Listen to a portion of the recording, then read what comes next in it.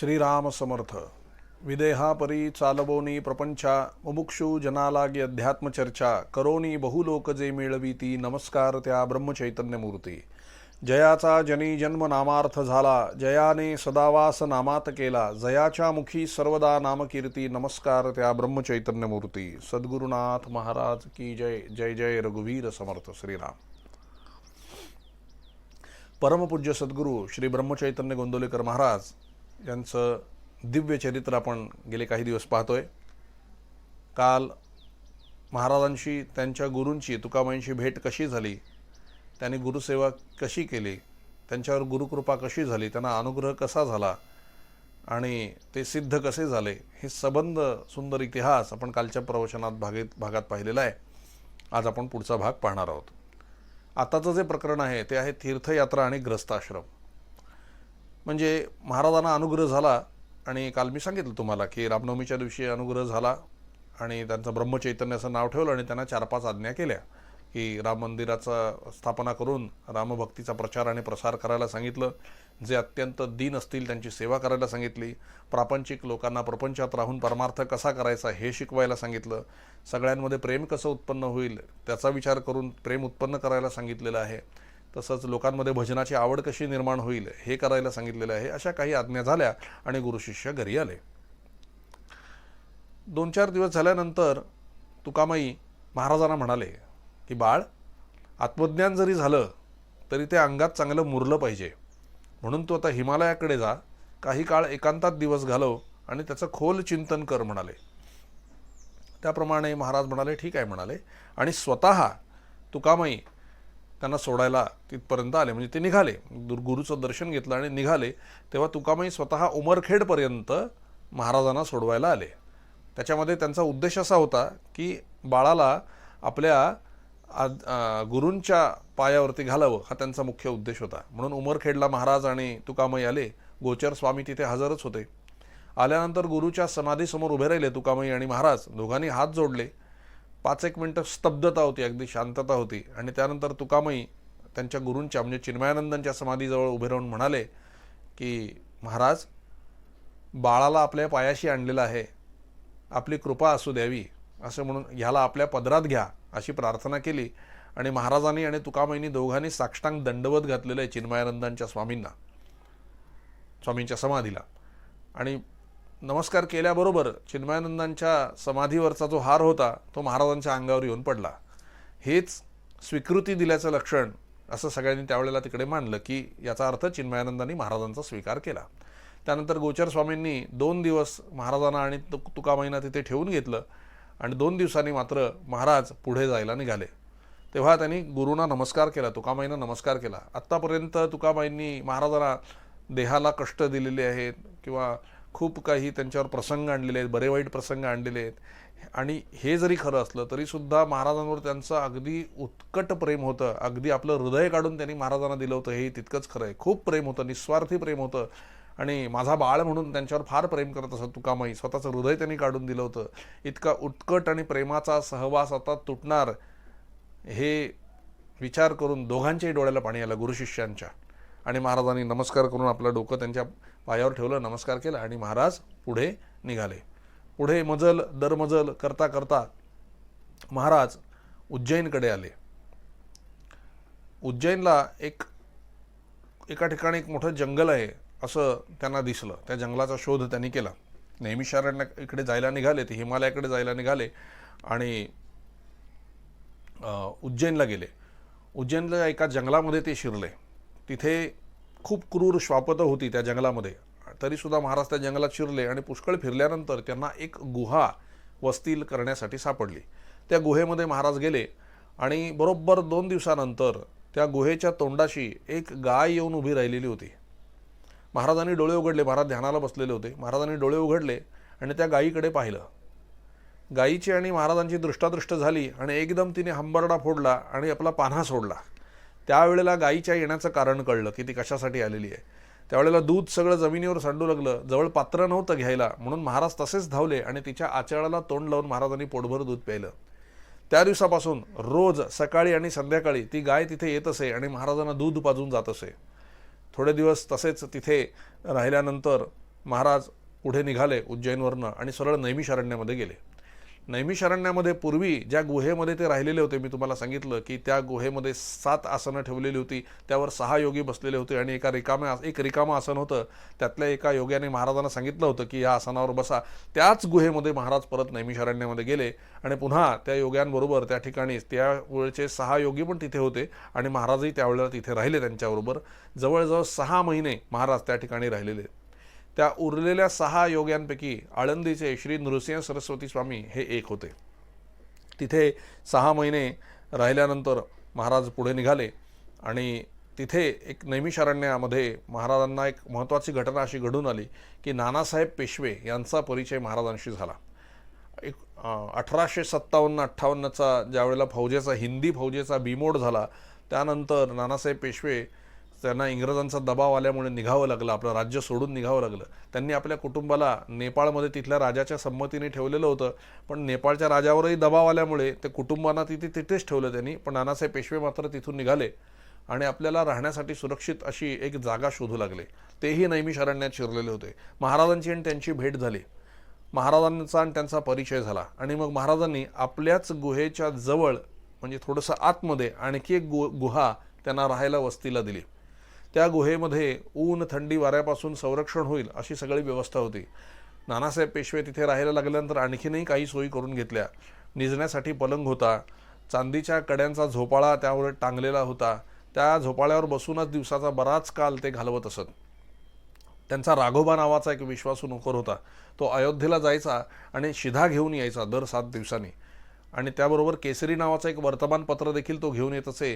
दिवसभर तो केसरी नावाचं वर्तमानपत्र ते वाचित असत नानासाहेब पेशवे आणि आपला काळ घालवत असत. त्यांच्याकडे हिरे मोती माणिक जड जवाहीर सगळ्या वस्तू त्या ठिकाणी होत्या आणि अशा पद्धतीने कालक्रमणा करत असताना बऱ्याच वेळेला महाराजांशी त्यांचं संभाषण होत असे आणि आपलं राज्य गेल्याबद्दल त्यांना अनिवार्य दुःख होई आणि पुन्हा एकदा प्रयत्न करून सगळं सैन्य जमवून इंग्रजांशी आपण लढूया असे अनेक विचार त्यांच्या डोक्यामध्ये येत असत. तेव्हा महाराजांनी त्यांची समजूत घातली की अशा पद्धतीने आपलं राज्य जावं आणि आपल्याला वनवास भोगावा लागावा हे सगळं म्हणाले ईश्वर इच्छेने चाललेलं आहे, काळाच्या हिशोबाने चाललेलं आहे, ते बरोबरच आहे म्हणाले. मुघल सत्तेशी झुंजणं वेगळं आणि इंग्रजी सत्तेशी झुंजणं वेगळं. त्यांच्याकडे जी काही आधुनिकता आहे ती आपल्याकडे यावेळेला नाही आहे म्हणाले. म्हणून आता इंग्रजांशी युद्ध करणं हे आपल्याला जमण्यासारखं नाही म्हणाले. त्यांच्यासाठी लागणारी माणसं निराळी, पुढे होणारं राजकारण पण वेगळं, त्याच्यासाठी पुढारी माणसं लागतील म्हणाले. इंग्रजी विद्या आत्मसात केलेली आणि सामान्य घरातली माणसं ही जेव्हा राजकारण करू लागतील ते आता राजकारणाची दिशा निराळी आहे, त्या पद्धतीने पुढे राजकारण चालणार आहे म्हणाले. त्यामुळे आता आपलं काही त्या ठिकाणी काम नाही आणि ती सगळी माणसं आपापल्या परीने प्रयत्न करतातच आहेच म्हणाले. उच्च विद्या विभूषित असलेले, इंग्रजी विद्या आत्मसात केलेले पुढारी माणसेच आता या उठावाला पुढे राजकारणाची दिशा त्याप्रमाणे चालणार आहे, पुढे उपयोगी पडतील आणि राजकारणाची दिशा तशी चालणार आहे. त्यामुळे आपण आता स्वस्थ राहावं म्हणाले आणि भगवंताच्या उपासनेमध्ये आपण आपला काल घालवावा असं महाराजांनी नानासाहेब पेशव्यांना सांगितलं. ती गोष्ट त्यांना पटायला जरा उशीर लागला, पण एकदा त्यांना ती गोष्ट पटल्यानंतर मात्र त्यांच्या मनाला एकदम शांतता मिळाली आणि मग ते भगवंताच्या उपासनेमध्ये आपला काल घालवू लागले. त्यांचा पोशाख म्हणजे बैराग्याप्रमाणे लंगोटी घातलेली आणि पायामध्ये चंदनी खडावा, गळ्यामध्ये रुद्राक्षांच्या माळा, चंदनी टिळा लावलेला असा सगळा त्यांचा बैराग्यासारखा, दाढी बिडी वाढवलेली बैराग्यासारखा त्यांचा वेश असे. त्यावेळेला दिवसातला बराचसा काळ ते नामस्मरण करत असत, ज्ञानेश्वरी वाचत असत, दासबोध वाचत असत, असे अनेक आध्यात्मिक ग्रंथ वाचत असत, त्याचं चिंतन आणि मनन ते करत असत आणि त्यामुळे त्यांच्या मनाला खूप समाधान लाभलं आणि ते एका फार उच्च दर्जाला पोचले अध्यात्माच्या. तेव्हा महाराज त्यांना म्हणाले की आपण काही काळजी करू नका, आपण इथे थांबा. मधून ते पशुपतेश्वरच्या दर्शनाला जात असत आणि परत येताना काठमांडूत जाऊन आपल्या कुटुंबाला आणि समसेर जंगला ते भेटून येत असत, पण पुढे तेही बंद पडलं. शेवटी ते इथेच त्या गुहेमध्येच राहू लागले. तेव्हा महाराज त्यांना म्हणाले की आपण खरोखर काही काळजी करू नका, आपल्या केसालाही धक्का लागणार नाही आणि आपल्या अंतकाळी मी आपल्या उशाशी हजर राहीन, आपण काळजी करू नका, हे वचन माझं घ्या म्हणाले. महाराजांनी त्यांना वचन दिलं आणि महाराज नैमिषारण्यामधून पुढे निघाले. नैमिषारण्यामधून जे पुढे निघाले ते महाराज सरळ अयोध्येमध्ये आले. अयोध्येमध्ये त्यांचा परिचय त्यावेळचे अतिशय वेदांती पंडित त्या ठिकाणी यात्रेला आलेले होते, शास्त्रीबुवा आलेले होते. त्यांच्याशी रामशास्त्री नावाचे एक शास्त्रीबुवा होते, ते मोठे वेदांती पंडित होते, त्यांच्याशी महाराजांचा परिचय झाला. महाराजांशी नामस्मरणावरून त्यांचा नेहमी खल चालायचा, वाद चालायचा. ते महाराजांना काय म्हणत असत की हे नामस्मरण वगैरे फार ढोंग आहे, त्यांना ते पटत नसे बघा. त्यांना ते सगळं पूजा अर्चा यज्ञ ह्याच सगळ्या गोष्टी त्यांना पटत असत, नामस्मरण वगैरे त्यांना पटत नसे. त्यामुळे ते महाराजांशी वाद घालत. महाराजांना ते काय म्हणत की बुवा तुम्ही आधीच भ्रमात आहात आणि लोकांना का आणखी भ्रमात घालता म्हणाले. तेव्हा महाराज त्यांना काय म्हणाले, मला जरी भ्रम झालेला असला तरी तो भगवंताच्या नामाचाच आहे ना, घरदार आणि कुटुंबाचा नाही. आणि आत्ता आणि रामाला त्याच्या नावाची लाज आहे. आत्ता आपण या क्षणी रामाच्याच गावात आहोत. इथून निघण्यापूर्वी राम माझा तरी भ्रम दूर करील, नाही तर तुमचा तरी भ्रम दूर करील. एवढं संभाषण झालं आणि शास्त्रीबुवा त्या दिवशी घरी गेले. त्या दिवशी संध्याकाळी शरयू नदीच्या काठी शास्त्रीबुवा आणि त्यांची बायको दोघेही फिरायला म्हणून गेले आणि तिथे दोघांनी टरबूज खाल्लं. टरबूज खाल्ल्यानंतर रात्री 10-11 वाजण्याच्या सुमारास त्यांच्या बायकोला जुलाब व्हायला लागले. 8-10 जुलाब झाले आणि त्यानंतर त्यांची प्रकृती बिघडू लागली. म्हणून गावातील 2-3 चांगले वैद्य आणून उपचार करण्याकरता तिथे आणले आणि त्यांचे उपचार केले, पण काही प्रकृतीत फरक पडला नाही. रात्री 2 वाजता बाईची अवस्था अतिशय कठीण झाली. तेव्हा चिंता वाटू लागली शास्त्रीबुवांना की आता काय करावं. आणि अचानक महाराजांशी संभाषण करताना झालेलं महाराजांचं वाक्य त्यांना आठवलं. महाराज म्हणाले होते, अहो शास्त्रीबुवा, रामनामाने भवरोग बरा होतो, शरीराचा रोग त्याने बरा होणार नाही काय. हे वाक्य त्यांना आठवलं आणि शास्त्रीबुवा बायकोजवळ बसले आणि नामस्मरण करत बसले. 3-4 तास नामस्मरण केल्यावर बाईचा डोळा लागला आणि तिला स्वस्थ झोप लागली आणि सकाळी जेव्हा ती उठली तेव्हा ती एकदम ठणठणीत बरी झालेली होती. हे बघून शास्त्रीबुवांना अतिशय आश्चर्य वाटलं आणि त्यांना महाराजांना जाऊन कधी भेटतोय अशी घाई झाली. ताबडतोब शास्त्रीबुवांनी स्वच्छ स्नान केलं, संध्या केली आणि ताबडतोब ते महाराजांना जाऊन भेटले. महाराजांकडे ज्या वेळेला ते आले तेव्हा महाराज कोणाशी तरी बोलण्यामध्ये गुंतलेले होते. तेव्हा शास्त्रीबुवांनी जाऊन एकदम साष्टांग दंडवत घातलं महाराजांना. महाराजांनी एकदम त्यांना उचललं. अरे अरे अरे अरे शास्त्रीबुवा, आज हे काय नवीन आरंभलं आहे. तेव्हा काल रात्री घडलेली सगळी हकीकत शास्त्रीबुवांनी महाराजांच्या कानावर घातली आणि नामस्मरणाने आपण याच्यातून सही सलामत संकटातून कसे सुटलो याचं वर्णनसुद्धा त्यांनी केलं. तेव्हा महाराजांनी त्यांचं सांत्वन केलं, त्यांच्या बायकोला बोलावून घेतलं, तिच्यावर आणखी थोडंसं औषध पाणी देऊन उपचार केले आणि दोघांनाही अनुग्रह दिला महाराजांनी आणि रामनाम दिलं. त्या दिवसापासून शास्त्रीबुवांची महाराजांकडे बघण्याची दृष्टी एकदम बदलून गेली. ते अतिशय आपलेपणाने आणि अतिशय नम्रतेने महाराजांशी वागत असत. तेव्हा अयोध्येतून ते महाराजांना म्हणाले की महाराज, माझा मुलगा काशीला राहतो, आपण माझ्याबरोबर काही दिवस काशीला माझ्या मुलाकडे राहायला यावं अशी विनंती केली आणि महाराज त्या शास्त्रीबुवांबरोबर काशीला जायला निघाले. काशीला त्या मुलाच्या घरी महाराज राहिले. थोडे दिवस राहिले, 3-4 दिवस राहिले. नंतर त्यांची गर्दी वाढू लागली लोकांच्या दर्शनाची, म्हणून राम मंदिरामध्ये महाराजांनी आपला मुक्काम हलवला. दररोज महाराज सकाळी भगवंताच्या दर्शनाला, म्हणजे काशीमधले जे काशी विश्वनाथ आहे त्यांच्या दर्शनाला, भगवान महादेवाच्या दर्शनाला रोज जात असत. आणि त्यावेळेला दर्शनाला गेलेले असताना त्या ठिकाणी एक बंगाली बाई महाराजांच्या पाया पडली आणि तिने महाराजांजवळ चौकशी केली आणि महाराजांना आपला प्रश्न सांगितला की महाराज, माझा मुलगा, मी एक बंगाली बाई आहे म्हणाली, मी बंगाली जमीनदार आहोत आम्ही, आमच्याकडे धन दौलत पैसा पुष्कळ आहे म्हणाले, पण माझ्या मुलाला संतती नाही आहे. संतती नाही म्हणून त्याने 3 लग्न केली म्हणाले, पण तरीही त्याला संतती झाली नाही. तेव्हा महाराज म्हणाले, बाई, तुमचा मुलगा आणि त्याची पहिली बायको या दोघांना तुम्ही बोलावू शकता का. तेव्हा ती बाई म्हणाली, हो जरूर महाराज, मी लगेच त्यांना पत्र पाठवते आणि त्यांना बोलवून घेते. आणि खरोखर त्या बाईने पत्र पाठवलं आणि 15 दिवसांनी त्यांचा मुलगा आणि त्याची आपल्या सर्व कुटुंबासह तो मुलगा इथे आला, काशीमध्ये आला आणि महाराजांचं दर्शन त्याने घेतलं. त्यावेळेला त्याच्या पहिल्या बायकोच्या ओटीमध्ये महाराजांनी नारळ घातला आणि महाराज म्हणाले, बाई, 3.5 लाख रामनामाचा जप पूर्ण करा आणि मुलगा झाल्यानंतर त्याच्या बारशाला हा नारळ फोडून सगळ्यांना प्रसाद म्हणून वाटा, वर्षभर हा नारळ जपून ठेवा, असं त्या बाईनं सांगितलं.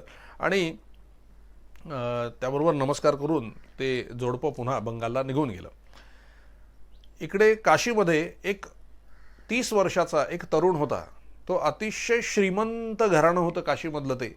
आणि आई, वडील, आजी, आजोबा, बहिणी, बायको, मुलगी, मुलगा आणि नोकर चाकर असा त्याचा प्रचंड मोठा परिवार होता. तो इतका श्रीमंत होता की त्याचा दानधर्मही हद्दीच्या बाहेर होता.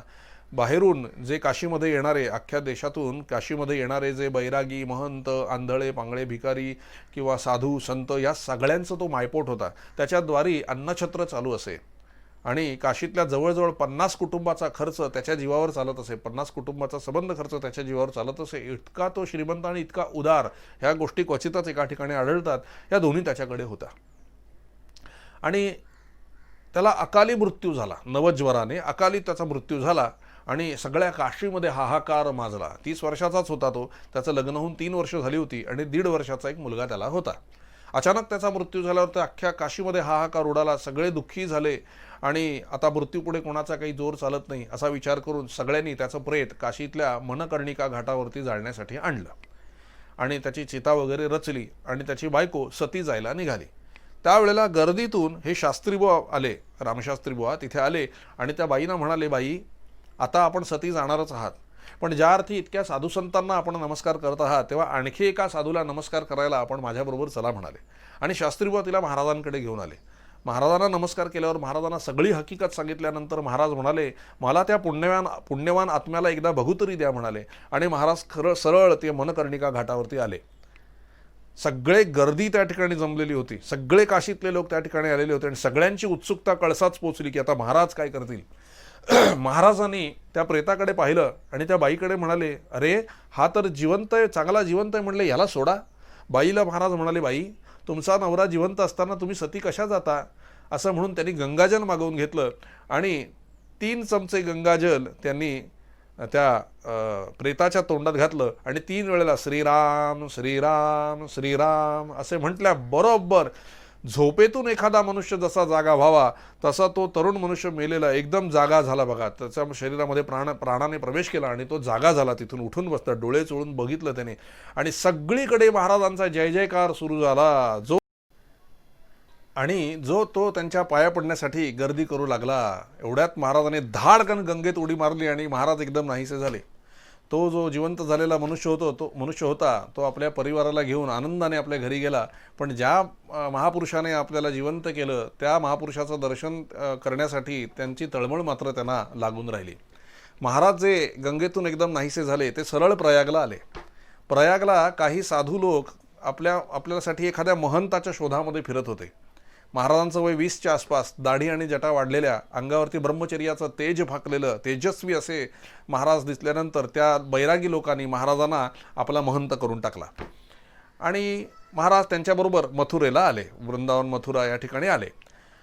तो जो बंगालचा, तोपर्यंत 1 वर्ष निघून गेलं होतं. तो जो बंगालचा जमीनदार होता 1 वर्ष मध्ये निघून गेल्यामुळे त्याला मुलगा झालेला होता आणि महाराजांच्या शोधार्थ तो फार तळमळत होता की महाराजांना मला भेटायचं आहे, महाराजांना भेटायचं आहे. म्हणून महाराजांच्या शोधार्थ त्यांनी सर्व तीर्थक्षेत्रांमध्ये माणसं पाठवलेली होती. त्यांच्यापैकी एक माणूस महाराजांना मथुरेमध्ये भेटला आणि आपल्या मालकाचं निमंत्रण त्याने महाराजांच्या कानावर घातलं.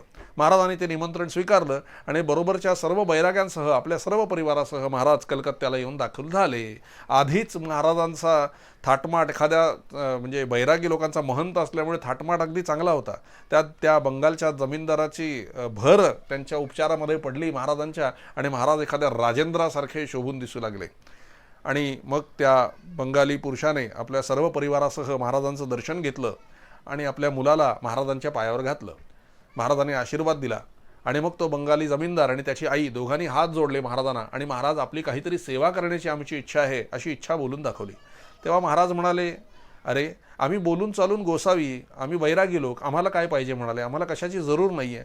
तुम्ही फक्त भगवंताला विसरू नका, त्याचं नामस्मरण करत राहा, एवढं केलं की मला सगळं मिळालं म्हणाले. तरीसुद्धा ज्या वेळेला बंगालचा तो जमीनदार आणि त्याची आई ऐकत नव्हती त्यावेळेला महाराजांनी त्यांना हरिहाट करण्याची आज्ञा केली. हरिहाट म्हणजे हा भगवंताचा बाजार असतो. 1 आठवडाभर हा बाजार चालतो. भगवंताच्या प्राप्तीची जेवढी म्हणून साधनं असतात ती सगळी एकदम सुरू करायची असतात आणि 7 दिवस ती अखंड चालवायची असतात. म्हणून बंगालमध्ये त्यांच्या पुढे एक फार मोठी असं जागा शोधण्यात आली. तो हरिहाट करण्यासाठी जागा शोधण्यात आली आणि मोठे मांडव त्या ठिकाणी उभारण्यात आले. सगळी तयारी करण्यात आली. चांदीची भांडी, सोन्याची भांडी, आणखी काय काय लागतं, शिधा वगैरे सगळं विकत घेण्यात आलं आणि 15 दिवस तयारीमध्ये लागले आणि 15 दिवसानंतर हरिहाट सुरू झाला. ज्या दिवशी हरिहाट सुरू झाला त्या दिवशी महाराजांची त्या यजमानाने हत्तीवरून मिरवणूक काढली पहा. आणि मग जिथे तो सगळा मोठा उत्सव होणार होता, प्रचंड मोठं मैदान शोधून काढलेलं होतं आणि त्या ठिकाणी अनेक तंबू त्या ठिकाणी पडलेले होते आणि प्रत्येक तंबूमध्ये परमेश्वर प्राप्तीची एक साधनं सुरू होती. एका तंबूमध्ये वेदपारायण सुरू होतं, एकामध्ये यज्ञ सुरू होता, एकामध्ये जप सुरू होता, एकामध्ये भजन सुरू होतं, एका ठिकाणी प्रवचन सुरू होते एका तंबूमध्ये, एका ठिकाणी योगासनं सुरू होती, एका ठिकाणी पंचाग्नी साधनं चाललेलं होतं, एका ठिकाणी शास्त्र अध्ययन चाललेलं होतं, एका ठिकाणी पुराण प्रवचन चाललेलं होतं, एका ठिकाणी प्रवचनं चाललेली होती होती, एका ठिकाणी ब्रह्मकर्म चाललेलं होतं, एका ठिकाणी देवतार्चना चाललेलं होतं, एका ठिकाणी सत्संग चाललेले होते, एका ठिकाणी गुरुसेवा चाललेले होते आणि एका ठिकाणी मौन सेवन, माममार्ग, तंत्रक्रिया या सगळ्या ईश्वर प्राप्तीच्या जेवढ्या म्हणून साधनं आहेत ती सगळी एकत्र सुरू केलेली होती. आणि 7 दिवस अन्नछत्र त्या ठिकाणी ठेवलेलं होतं, मुक्त द्वार ठेवलेलं होतं. जो कोणी येईल 24 तास जेवण तयार ठेवून जो कोणी येईल त्याला मुक्त हस्ताने वाढणं चालू होतं. अशा प्रकारे हरिहाटाचं स्वरूप होतं आणि अशा प्रकारचा हरिहाट त्या ठिकाणी चाललेला होता. महाराज प्रत्येक तंबूमध्ये जाऊन व्यवस्थित सगळं चाललंय की नाही बघत असत. विशेषतः जिथे अन्नदान चालू आहे आणि जिथे नामस्मरण चालू आहे त्या तंबूमध्ये जाऊन विशेष महाराजांचं लक्ष असे की नामस्मरण बरोबर चाललंय की नाही, अन्नदान बरोबर चाललंय की नाही असं लक्ष असे. बरोबर 7 दिवस हा उत्सव चाललेला होता. अनेक साधू बैरागी सगळे त्या ठिकाणी आलेले होते. बरेच कलावंत मोठमोठे साधू या सगळ्या बड्या मंडळींना सुद्धा आमंत्रणे गेली, ते लोक सुद्धा खूप आले होते. त्या सगळ्यांचे सत्कार वगैरे त्या ठिकाणी चांगल्या चांगल्या पद्धतीने झाले आणि सगळा हरिहाट झाल्यानंतर शेवटच्या दिवशी महाराजांना 1,000 रुपयांनी भरलेलं चांदीचं ताट आणि एक महावस्त्र महाराजांना भेट म्हणून त्या यजमानाने महाराजांपुढे ठेवलं. तेव्हा ते वस्त्र महाराजांनी त्या जमीनदाराच्या आईला भेट म्हणून दिलं आणि जे 1,000 रुपयांनी भरलेलं ताट होतं ते 1,000 रुपये सगळे विद्वान, कलावंत, साधू, बैरागी या सगळ्यांना विद्वानांना वाटून टाकले महाराजांनी आणि महाराज नंतर त्या ठिकाणून जायला निघाले. तेव्हा बंगालच्या अनेक लोकांनी सांगितलं की गेल्या 50 वर्षामध्ये असा हरिहाट झालेला आम्ही कधी पाहिला नाही म्हणाले. त्या काळी हरिहाटाला 25,000 रुपये खर्च आला. त्या काळचे 25,000 म्हणजे आता किती असले आपण विचार करा, कितीतरी खर्च झाला असेल असोत. आणि मग महाराज तिथून बंगालमधून निघाले आणि ते इंदूरमध्ये आले. आता ते इंदूरमध्ये कसे येतात आणि त्या ठिकाणी महाराजांचं पुढचं दिव्य चरित्र कसं होतं हा सगळा इतिहास उद्याच्या प्रवचनामध्ये आपण पाहणार आहोत. आज झालेली सेवा सद्गुरुचरणी समर्पित करतो आणि येथेच काही काल विरमतो. जानकी जीवनस्मरण. जय जय राम. श्री अनंतकोटी ब्रह्मांड नायक राजाधिराज सच्चिदानंद सद्गुरु श्री ब्रह्मचैतन्य महाराज की जय. श्री ब्रह्मानंद महाराज की जय. जय जय रघुवीर समर्थ. जय सियाराम.